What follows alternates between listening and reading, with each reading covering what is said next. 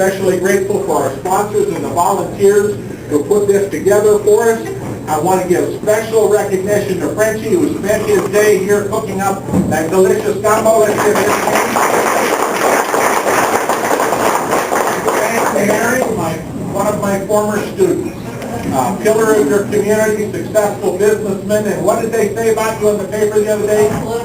Political activist.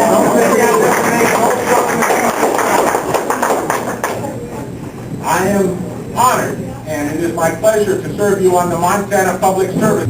I love serving you on the commission. Now, I was elected from the district next door. Didn't get asked, though, what made you, Flathead and Lake County and 4 other counties, so you haven't got to vote for me here in Sanders County, but I owe you a debt of gratitude because I know I got a lot of support from Sanders County, both financially in terms of encouragement and telling your friends, and the Public Service Commission. I'm a successful teacher, successful businessman, successful lawyer. I love my law practice. What made you decide to get into politics? I'm all new to this. It was just 2.5 years ago that I threw my hat in the ring for Public Service Commission. And sometimes my students will tell you I like to give the tongue-in-cheek answer. I decided to get into politics when I realized I would never achieve my dream job. That job that my mother told me when I was a boy, Bill, if you want to do something, you can be anything you want to be. And when I realized I was never going to be a racehorse jockey, I decided I followed the other day, I told that, he said, it's because you're so big, huh? I said, no, I'm just getting too old. That's a young man's sport, and I'm past my prime. The real reason I got into politics is because I was disturbed by trends I saw on the national level, and I decided I had to do more than write the occasional check, which is, of course, what we're hoping you'll do before we leave tonight. But I had to do more than take the occasional yard sign and put them in my yard, which I'm also asking you to consider tonight. We don't have yard signs, but if you want a couple of them, sign up, write them on that envelope. We'll get you those. But I had to do more. So I decided that I was going to run for office. And I made that office, and since I'm in the Public Service Commission, before I talk about Governor, Lieutenant Governor, let me congratulate you or condolence you. Sanders County, you have good news and bad news. You have the most powerful member of the Montana Public Service Commission is from your district and representing you. That's the good news. The bad news is the lady who represents you, her name is Mrs. Gucci, and she is from Missoula, and she represents, her words, she calls them the environmentalists. I call them the no growth, no jobs obstructionists, and they've all got their arms elbow deep into your pocket through your utility bill to sponsor all of their environmental experiments. So how did Gail Gucci get so powerful? She started out with 2 votes on the Public Service Commission. We have a commissioner from Bozeman and southwestern Montana. We call him No-Show John. He either sends in a proxy with Gail, gives her 2 votes on the commission, or he just does what she tells him to do. You're probably thinking, but we have a 3-person majority on the Public Service Commission. Well, when I got on the Public Service Commission, we had a majority and they made me the chairman. Wow. I explained to my wife one evening, do you realize, honey, that I am the highest ranking Republican elected official in the state of Montana in state government? My wife looked at me with her adoring eyes, said very gently, I don't care. It's Wednesday night, you still have to take out the garbage. Well, I was the chairman for the first 4.5 months, and I went back here in January and I looked at our voting records on the PFC, and the first 4.5 months on the Public Service Commission, I voted with Ms. Gucci, your representative, only about 8% of the time. The Republican from Billings, he only voted with her about 8% of the time, and the young fellow they sent in from Great Falls, he voted with her about 36% of the time, which is fine. We're a free agent. But after about 4.5 months, they decided they would use the power of 3. They made themselves chairman and vice chairman, joined the 1 Republican and the 2 Democrats. And since then, of the votes of the Public Service Commission, the other Republican now votes with the 2 Democrats 92% of the time after they made him chairman. So she has 3 votes And that's the good news, is you guys have a representative who controls the commission. The bad news is I don't think that she reflects what I see in western Montana and Sanders County. Now, I said all that to say two things. Number one, you want to talk to me about issues on the Public Service Commission, I'll be glad to talk to you about it, because I work for everyone in the state of Montana. But more importantly, I want to urge you in this coming election, because Ms. Gucci is up for re-election, I want to urge you to send me somebody, man or woman, it doesn't matter, send to the Public Service Commission a man or a woman of character who will not trade their vote for title or personal gain. And I don't know who will come through the primary. I know there's two people who have registered as Republicans. Gail is on the Democrat side, but I just wanted you to know that's going to be an important election. The other thing I want to tell you is I'm not going to give up my seat on the Public Service Commission unless I'm elected Lieutenant Governor. And I've got a lot of people concerned about that because we worked hard to get that seat. But because the vacancies on the PSC are filled by the governor, if I were to release that seat now, Governor Schweitzer would replace it. So if elected, I'll wait till 5 minutes before I'm sworn in as your Lieutenant Governor. I'll resign. The new governor, Ken Miller, with my help, would pick the replacement for the last 2 years of my term. So now I've been asked to serve as Ken Miller's Lieutenant Governor. Ken Miller is a successful businessman from Laurel, Montana. He's a former dairyman. He's the former chairman of the Montana Republican Party. And he's a former two-term state senator for the state of Montana. I hope most of you have met him. Ken has been campaigning for about 1.5 years now. Big, tall guy, about 6'8". I like to tell people that he's head and shoulders above all the other candidates that he is. And of course, we all look up to him. He's kind of Abraham Lincoln-ish, both in his height and in his character. They abbreviate the lieutenant part of Lieutenant Governor with an LT. I think you'll find it humorous to note that my campaign staff, one of whom is here, is Kelly Bishop, and the rest of the campaign staff, they've given us code names, like we're the president and vice president. His code name is Miller. Can you believe this? I'm Miller Lite. I tell them, that means you got great taste and I'm less filling. If less filling means less government and lower taxes, then I say, it's Miller time.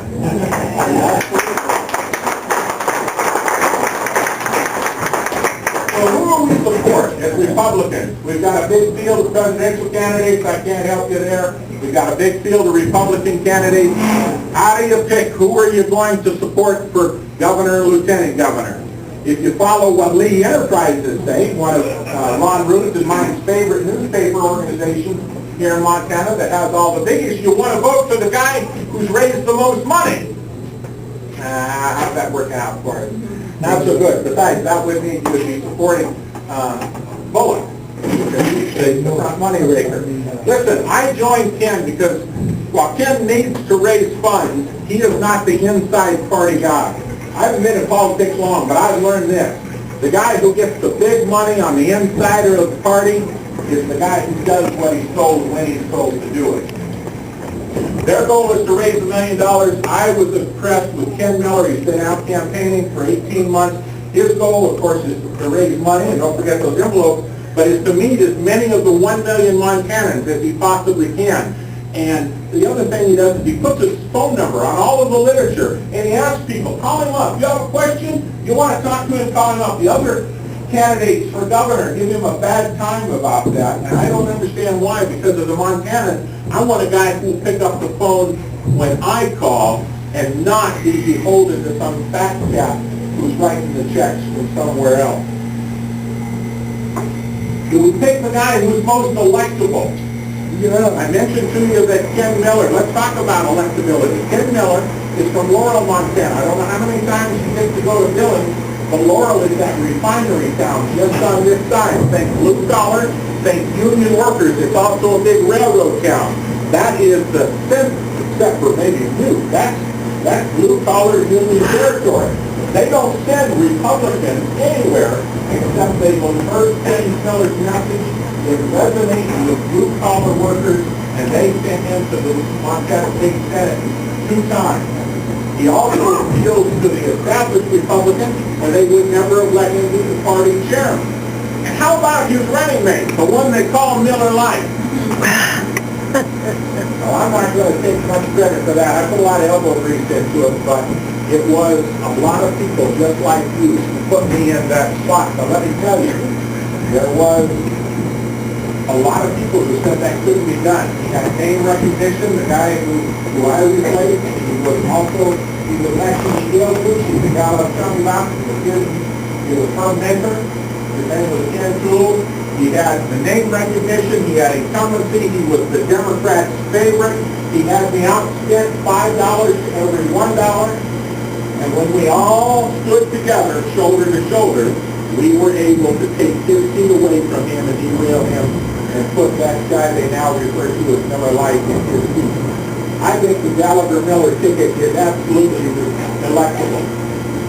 Well, let's talk about specifics. Ronald Reagan, the guy I first voted for my first presidential election, the guy that I politically consider my model. Ronald Reagan said to sit back hoping that someday, some way, someone is going to make things right is to go on feeding the crocodile, hoping he will eat you last. But eat you, he will. Is there any crocodile in that gumbo? I know you're Louisiana boy. No? No, never did. Alligator. Crocodile, I know they put it down in the South. I've been down there and had some. The crocodile, my friend, is getting fat. Montana state government has grown since the year 2000, has grown by 57%. I can't explain that, and nobody has been able to excuse that. The crocodile is getting hungry. He's eating our jobs. Since the year 2000, the number of jobs in Montana that are in good-paying jobs, that are in mining, manufacturing, timber, and agriculture, have dropped from 50% of our job force down to just 25% since the year 2000. Now, somebody said to me the other day, but our unemployment levels are not as high as some other states. Those jobs have been replaced by service industry jobs. Jobs where you're making meals, you're making beds, you're stocking shelves in the box store. The alligator, the crocodile, is eating our jobs. That crocodile is eating our state's autonomy and independence. It's munching away at our private property rights. And it's dragging our children off into parts of other states. My own son, tonight as I'm speaking to you here, my wife of 33 years, Jennifer, sweet gal, I'm sorry she wasn't here to enjoy the celebration, but she sends her very best. Been married to her 33 years. We were at a function the other day, and I overheard her saying to somebody, she said, oh yes, Bill and I have been 27 wonderful years together. Got in the car and went home. I said, honey, we've been married 33 years. She said, Bill, you know as well as I do, only 27 of them were wonderful. The other 6 were pretty rough. But she's in Connecticut tonight, taking my grandson to go see his father, my son, who could not find work in this state and had to go out of state and had not seen his son for a couple of months. So she's going out there so that she can spend it. The crocodile is taking our jobs that ought to be right here in Montana. I suspect, I'm not going to ask for a show of hands, but I suspect that you agree with me that the status quo is not sustainable and it is not excusable, and that this election, 2012, is going to be pivotal for the direction of this country. Let me give you a quick glimpse as to what a Miller-Gallagher executive would look like in Montana. The first thing we've got to do is we've got to change the culture of state government. State government today is a business obstruction, a business, into the words here, it gets in the way. And Montana state government ought to be at the very least a facilitator of businesses. And a Miller-Gallagher executive would use the power and the authority of the governor and the lieutenant governor to change the culture of the executive branch, to be more of a business facilitator. We would partnership with the legislature. We would advocate in front of our courts, and particularly the federal courts, and will partner with local government officials to try to develop as quickly and as responsibly as we can Montana's natural resources and to develop a pro-business climate. We will use all means available for Montana state government to get the federal and state land as productive as they possibly could be. We're going to change the way this state does its budget. Right now, when you go into the legislature, they start with last year's budget spending and they only argue, they add on everything at once, and then from the very first minute, everything is cut, cut, cut. Ken Miller proposes to do the state budget the way you do your own budget. You start right at the bottom and look at all of the expenditures all the way through. None of this working on the stuff. The other thing that we're committed to doing is reducing our reliance on federal dollars that come into this state. Not to say no to all of them. We're always going to have federal dollars coming in, but you realize that 41% of our state budget is now federal dollars, and there are lots of strings attached to those federal dollars. You didn't have to take my government class to know. All you've got to do is look at our Constitution to get the message that the Miller-Gallagher executive will give to the federal government. Federal government can get your authority from the state. It's not the other way around. Montanans will decide. Montanans will decide who they want for a governor. Montanans will decide how they want to educate their children. Montanans will decide how we manage our natural resources and how many, if any, wolves are allowed to stay in the state of Montana.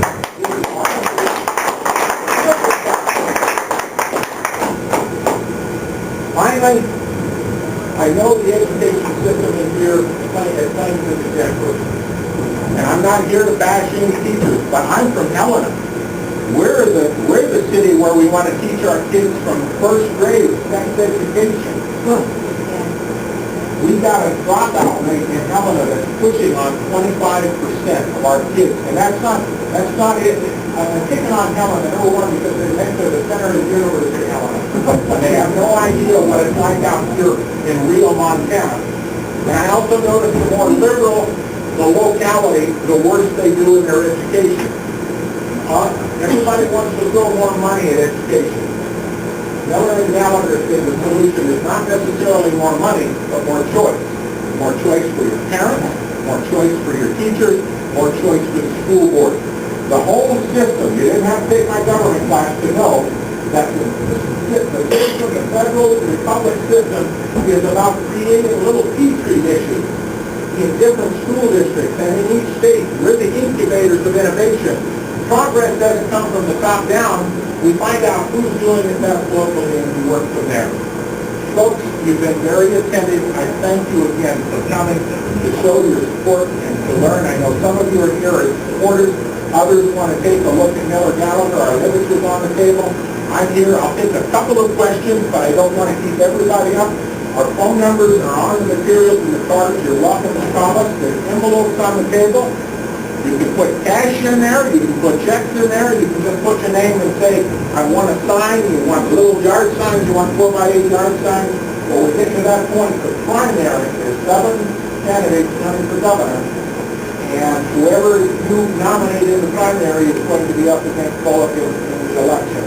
And I think that the Miller-Gallagher team is a very electrical team. I wouldn't have joined the Biden faculty in Ken Miller, and I'm very pleased to be asked to be part of the government. Thank you very much.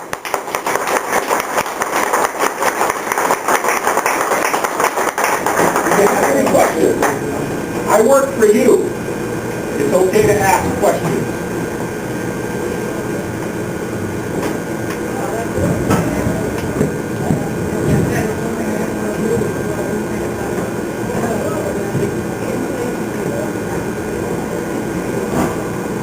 About his mother who raised 2 boys. One of them went off to war, the other one went off to be lieutenant governor. Neither one of them was ever heard from again. By the way, quiz, class, how many know who our lieutenant governor is now? Bollinger. All right. Who? Bollinger. Yeah, Miss Bollinger. He doesn't do much. The answer to your question is statutorily, the lieutenant governor doesn't. First of all, you need to know that the pay cut for me to go to lieutenant governor from CSC. About $10,000 a year less, and that's probably justifiable. Because statutorily, the only job the lieutenant governor has is, besides being there in case the heartbeat stops beating, of the governor to step in and issue, if he was the chairman of the drought advisory board. So if it rains, he has nothing to do, and if there's a drought, I will advise you to conserve water. Now, seriously, I would not have taken this job if I was going to be the guy in charge of walking the governor's dog. In fact, Ken Miller had to work pretty hard to use my own resume to convince me that I was the guy for the job. And he pointed out to me my background is in the core industries of Montana, that I've worked in timber and mining, in hospitality. You heard that I have a motel, that I have experience in the law, and the 20 years in the insurance and securities. And so the deal was with Ken Miller is that I would be a working lieutenant governor, and that if that salary is going to be paid, it's going to be paid to somebody who shows up and earns that salary every day. And so I will be working with the Attorney General, with the Securities and Insurance Commissioner. I will be working with the Superintendent of Public Instruction and working with the Attorney General as your Lieutenant Governor. Long answer, short question. Thank you very much. Mention the competition is here that we need to go next year and Tony Lee. And we began to do signs and he said he's going to be in charge of streamlining regulations. So I got to ask him those questions. I said, he said streamlining regulations. Why don't you eliminate? And they go, no, we can't have that. What do you guys? I don't understand state government and their regulations. We've got a regulation that the PSC says if a train hits a cow, the railroad's supposed to pin the damn thing and stick the hide up on the local train station so that the farmer can see that one of his cows got hit. And I mean, how long has that one been on the books? And who's paying attention to that one? So yeah, number one, go through and get rid. We've got tons of regulations, and of course I explained to you, I'm in a 2-3 minority on the Public Service Commission, despite the fact that there are 3 R's on there. And yes, every department has a lot of regulations, and it makes it very difficult. I had somebody say one time that lawyers are the guys who, when you play the board game at home, they're the guys who read the box and read all of the rules and interpret all of that. And I can't help but think that this whole thing is angled so that you can't go do anything that involves government or regulation without paying one of us several $100s an hour to sort through all of that crap. So yes, elimination, but one of the things I said make the government an advocate for business, and that is the executive branch, which does a lot of the permitting and that for business. A lot of that is done by administrative rules, which are done by the executive agencies, and they're not necessarily legislative. So we do have the governor and the lieutenant governor have a lot of influence both over personnel and the administrative rules that are the backbone of those processes. Question over here. You said that state government from 57 to 52,000. Yes, and that's in real dollars. How can we use that? What can we get rid of?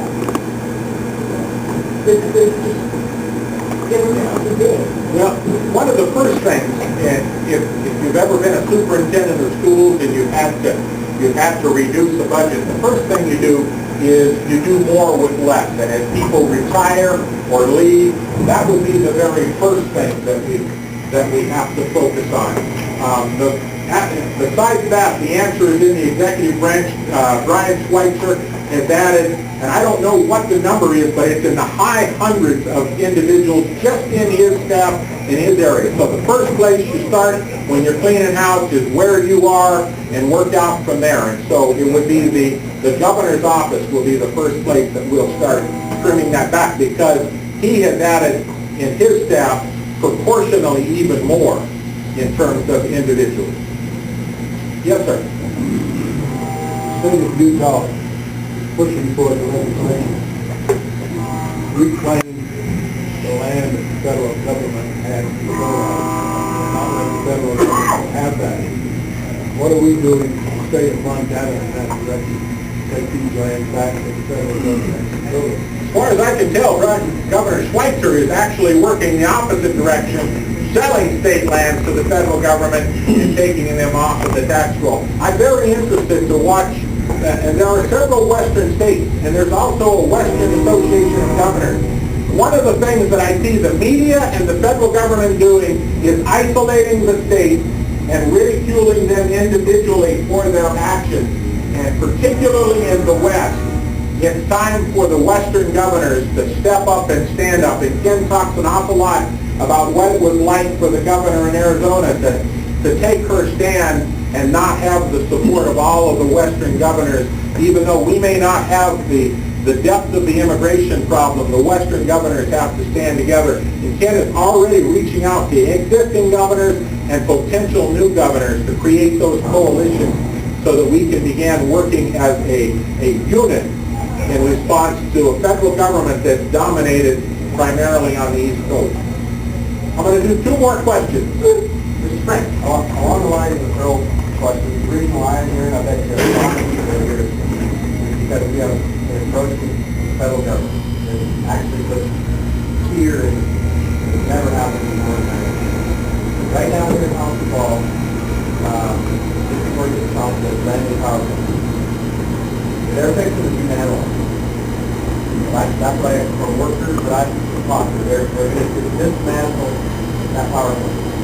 I'm wondering if you and Ken, as Gallager chief, are willing to stand up and tell them absolutely not. And the second question is that, how are you going to, what are you going to do to enforce your no? No, you're not going to close this down because this is EPA. You're not going to close it down. And how are you going to put peace behind that no? So, let me take the first part of that. That's private property, and from a governmental perspective, telling them no, they can't dismantle their plant. That's up to you. You want to take your house apart, it's your house. I too was troubled by the fact that that plant has been sitting idle, especially when within a reasonable distance of transport, there's more biomass growing every year than that plant would consume and be converted in. I mean, the foresters tell me that they can calculate in our forest exactly how much is growing in terms of board feet, how much additional slash would be out there, and I think it's absolutely ridiculous that the investors of that plant and potential investors to get it back running will not make a commitment, and the one reason they can't do that, and I can't believe this is being said in Western Montana, is they cannot count on a reliable source of fuel for that plant. And so every option is on the table. If we have to sue them, if we have to join with local government, whatever, even if it is more drastic measures that have to be considered. I want to know in a garden. A no and a State guard, a no, and then a state guard. How about that? all options are on the table and will be considered.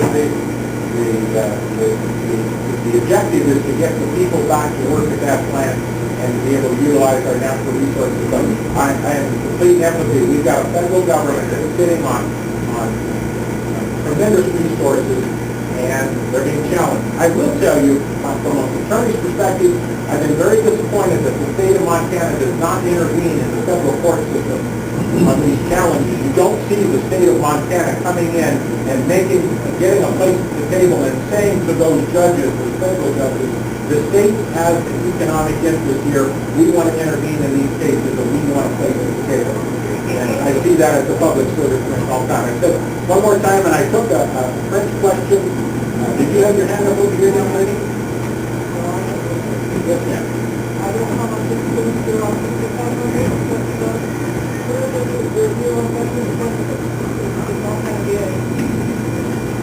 Your first part of the question is the answer. The state government doesn't have very little to do with that.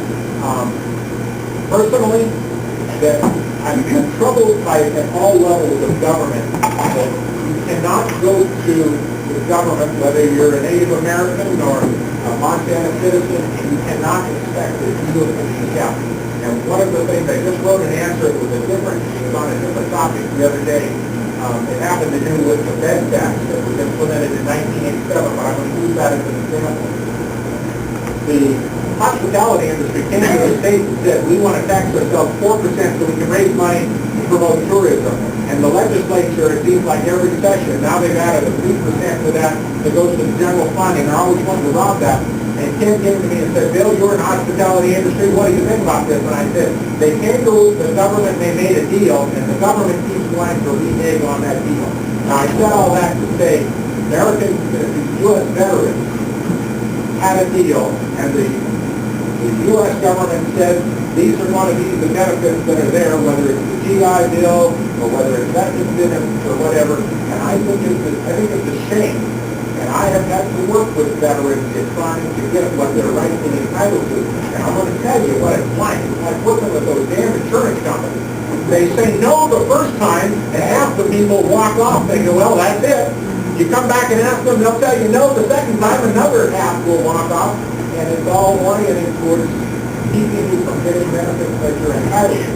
So that's, you're talking to a lieutenant governor about really a federal issue.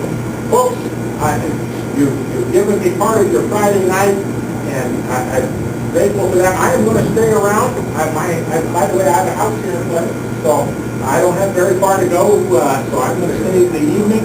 I work for you. You got questions about government, I may not have the answer. I'll tell you if I've got to get back to you, that you're welcome to grab me and put something in my ear or ask me questions, whatever you have. They're going to try to raise some money for the campaign, so I'm going to